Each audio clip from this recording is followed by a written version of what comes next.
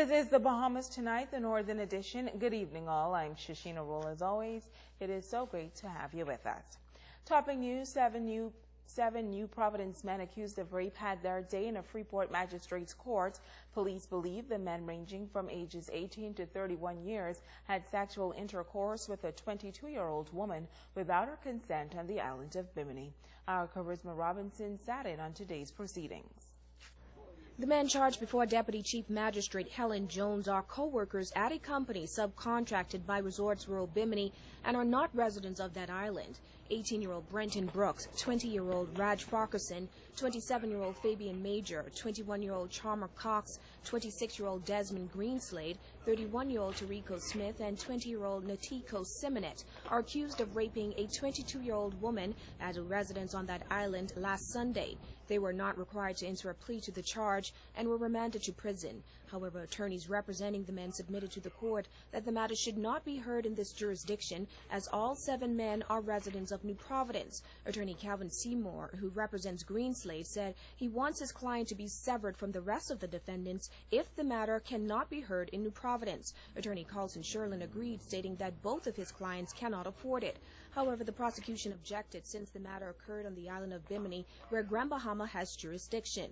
The prosecution also said that while all defendants are from New Providence, 18 of its witnesses are from Bimini and 2 are from Grand Bahama. After hearing the applications from the attorneys, Magistrate Jones said she would write a report to the Chief Magistrate for consideration. Now the matter has been adjourned until May 6th. By that time, we should know whether it will proceed by way of voluntary bill of indictment and if the matter will remain in this jurisdiction. Charisma Robinson, ZNS Network News. The Grand Lucayan Resort will have to pay out big bucks to employees at the resort. The Commonwealth Union, which now represents 375 workers at the resort, won its case against the resort in the Supreme Court today. Members were fighting for benefits, especially Christmas bonuses, which they had not received in 3 years. The union's legal advisor, O.B. Ferguson, was happy to share the good news outside of court today. The previous union may have said certain things to them, but we are not concerned about that. We are now in charge of the union, meaning Madam President, Michelle, along with her executives and the membership. They are now in charge of that union. They are in charge of the workers' rights. And if it was breached before, we weren't there. We are now in charge. And we want to make sure we correct it, and obviously today it has been corrected. Ferguson and union executives were expected to meet with resort officials today to discuss negotiating a new agreement. We can laugh and talk with you, but when the workers' issues is at stake, there is no buddy business here. We go for the law and to protect the average Bahamian worker. These workers need to be protected. So we're not mad at anybody. But we say if you owe the worker and you breach your contract, you must pay them. Simple as that. Now, you may recall that the employees were previously represented by the Bahamas Hotel, Catering and Allied Workers Union, but in June of last year, the hotel under the leadership of Nicole Martin was defeated by Michelle Dorset and the Commonwealth Union. The Coalition of Concerned Citizens intensifying the fight to lower the cost of electricity on Grand Bahama. Last evening, hundreds of residents turned out for a rally downtown to ensure that their voices were heard. Megan Shepard reports. The fight to lower the cost of electricity on Grand Bahama continued Thursday evening with a rally and petition signing campaign facilitated by the Coalition of Concerned Citizens. President of the coalition, Pastor Eddie Victor, says that the plan is to continue building momentum and support as they push to improve the quality of life on Grand Bahama. And based on the turnout from residents, they are ready for a change. These residents explain why they have issues with the rates at the Grand Bahama Power Company. Especially when I talk to an elderly person, all their pension money is going towards their power. You know, we hear a lot of things about what the power company is doing, but we are actually living these things that are happening to us. The power bills are high.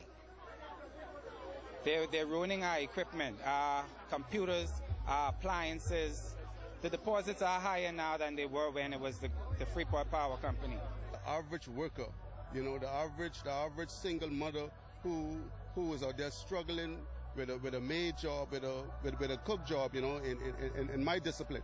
You know, I know that these people, salary, these people are struggling with their children, trying to have a mortgage, trying to meet their mortgage, trying to meet their other bills.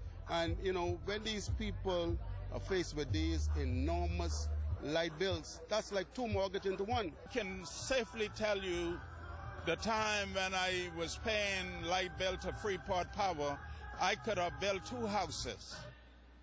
Now, the Grand Bahama Power Company recently launched a new incentive in October of last year to assist the business community, but residents say not enough is being done to help regular citizens.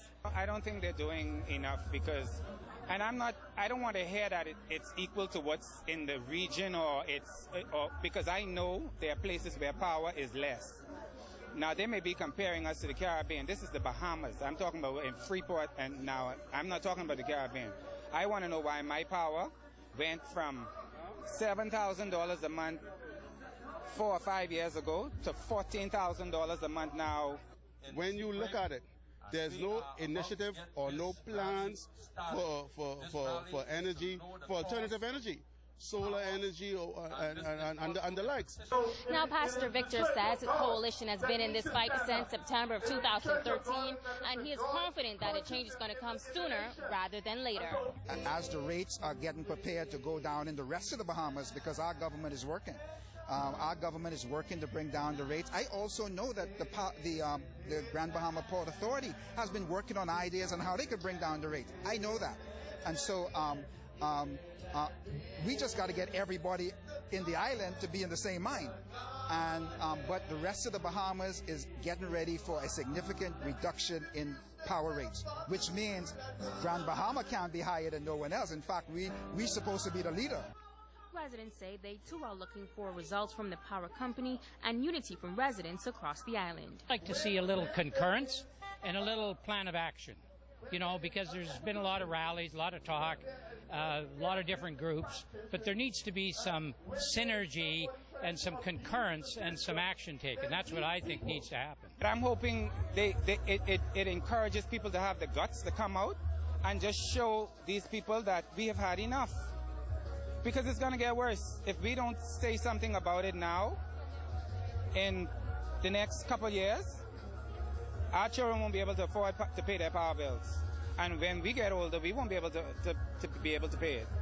According to leaders of the coalition at the evening of the rally, more than 1,000 persons signed the petition calling for a reduction in the cost of electricity on Grand Bahama. Maggie Shepard, ZNS Network News. The Immigration Department here in Freeport receiving a 2014 Ford Expedition valued at over $40,000, courtesy of the U.S. Embassy. Yesterday, United States Chargé d'Affaires John Dinkelman formally donated the SUV to the Ministry of Foreign Affairs and Immigration for use in Freeport. The custom-made vehicle, donated through the United States Embassy's International Narcotics and Law Enforcement Affairs section, will enhance the Department of Immigration's capabilities to fight transnational crime, including human smuggling and trafficking in persons in Grand Bahama.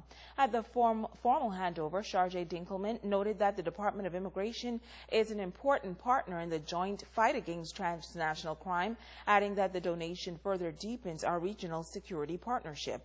On hand for the presentation was Deputy Prime Minister Philip Brave Davis, Parliamentary Secretary Cleola Hamilton, Director of Immigration William Pratt, and Assistant Director of Immigration Northern Region James Rolle. Pratt says the new resource would help enable the Department of Immigration to investigate complex smuggling operations through the archipelago.